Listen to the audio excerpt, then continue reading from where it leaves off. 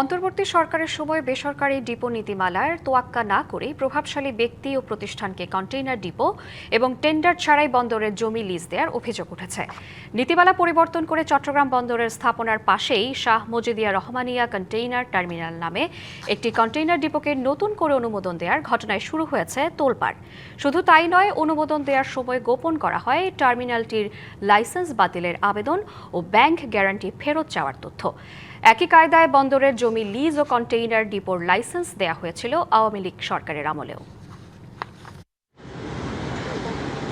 চট্টগ্রাম বন্দরের চাপ কমাতে ১৯৯৬ সালে বেসরকারি কন্টেইনার ডিপোর যাত্রা শুরু হয়। এগুলো নির্মাণের সময় ছিল না কোনো ধরনের নীতিমালা। ২২টি অফডক বন্দরের রপ্তানি পণ্যের প্রায় ৯৫% হ্যান্ডলিং করে। সবশেষ ২০২৫ সালে শাহ মজিদিয়া রহমানিয়া কন্টেইনার ডিপোর অনুমোদন দেয় অফডকের সংখ্যা দাঁড়ায় ২৩টিতে। নীতিমালা অনুযায়ী বন্দর এলাকার ২০ কিলোমিটারের মধ্যে অফডক স্থাপনের সুযোগ নেই, কিন্তু শাহ মজিদিয়া রহমানিয়া কন্টেইনার টার্মিনাল নির্মাণ হয়েছে বন্দরের পাশেই। এছাড়া অধিকাংশ অফডক স্থাপন করা হয়েছে বন্দরের খুব কাছেই। ২০০২ সালে শাহ মজিদিয়া রহমানিয়া কন্টেইনার ডিপোকে বেসরকারি ডিপো হিসেবে খালি কন্টেইনার অপারেশনের অনুমোদন দিয়ে বন্ড লাইসেন্স দেয় কাস্টমস। সে সময় ডিপোটি স্থাপনে অনাপত্তি দেয় নৌ পরিবহন মন্ত্রণালয়। অনুমোদন পেলেও ওই সময়ে ডিপো পরিচালনার জন্য পর্যাপ্ত জায়গা ছিল না প্রতিষ্ঠানটির। পরে ২০০৫ সালের আগস্টে ডিপোটির বন্ড লাইসেন্স সাসপেন্ড করা হলে ২০১৪ সালে কাস্টমসের কাছে ব্যাংক গ্যারান্টি ফেরত চায় প্রতিষ্ঠানটি। ২০১৫ সালের ৩১ মে ডিপোটি পুনরায় চালুর আবেদন করা হলে প্রায় ১০ বছর তা সুরাহা হয়নি। এরপর ২০২৫ সালের ১৬ জানুয়ারি ইয়ার্ডটি সিমেন্ট ক্রসিং এলাকা থেকে চট্টগ্রাম শাহ আমানত আন্তর্জাতিক বিমানবন্দরের পাশেই স্থানান্তরের জন্য এনবিআরে আবেদন করা হয়।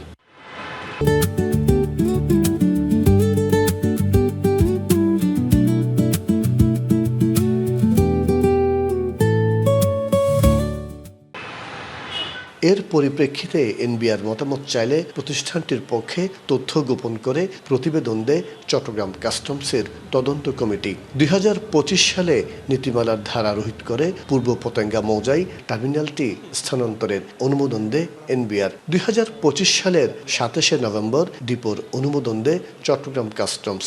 কাস্টম হাউস থেকে একটা তদন্ত কমিটি গঠন করা হয়। সেই তদন্ত কমিটির রিপোর্টের পরিপ্রেক্ষিতে সকল যোগ্যতা এবং শর্ত নিরূপণ করেই মূলত লাইসেন্সটা প্রদান করা হয়ে থাকে। কোনো এলিগেশন এসে থাকে অবশ্যই সেটি খতিয়ে দেখবে। ২০২৫ সালের ২১শে সেপ্টেম্বর স্থানান্তরিত স্থানে ১০.০৬ একর জমিতে বেসরকারি ডিপো পরিচালনার অনাপত্তি দেয় বন্দর। দরকার হচ্ছে গিয়ে পোর্টের স্ট্রেস রিলিজ করা। এখন সেটার জন্য আমরা ডেফিনেটলি রুলসের ভিতরে থেকে কি করব, এখন এখানে মিনিস্ট্রি এবং কাস্টমসের পারমিশনের পরেই আমরা দিয়েছি। তবে শাহ মজিদিয়া রহমানিয়া কন্টেইনার ডিপো কর্তৃপক্ষ বলছে ভিন্ন কথা।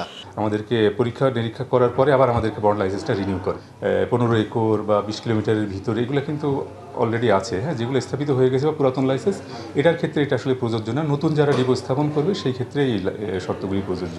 ২০২১ থেকে ২০২৫ সাল পর্যন্ত প্রভাবশালী ব্যক্তি ও প্রতিষ্ঠানকে বিভিন্ন মেয়াদে প্রায় ৭০.৬৬ একর জমি বরাদ্দ দেয় বন্দর কর্তৃপক্ষ। এ বিষয়ে খতিয়ে দেখা হচ্ছে বলে জানান নৌ পরিবহন মন্ত্রী। শুধু চট্টগ্রাম পোর্ট না, বাংলাদেশে যেভাবে জনগণের অর্থের অপচয় হয়েছে, প্রকল্পের নামে অপব্যবহার হয়েছে, দুর্নীতি হয়েছে, প্রত্যেকটাই সরকার খতিয়ে দেখছে। এটা বন্দর চেয়ারম্যান সহ বন্দরের যারা অথরিটি তারা দুর্নীতির আশ্রয়ে কাজটি করেছে, এটা বাতিল করা দরকার এবং যারা অবৈধভাবে দিয়েছে তাদেরকে আইনের আওতায় আনা দরকার। প্রভাবশালীদের চাপে বন্দরের কাছে ডিপোগুলো গড়ে তোলায় বন্দরের কার্যক্রম, সক্ষমতা ও নিরাপত্তায় নেতিবাচক প্রভাব পড়ার ঝুঁকি তৈরি হয়েছে বলছেন সংশ্লিষ্টরা।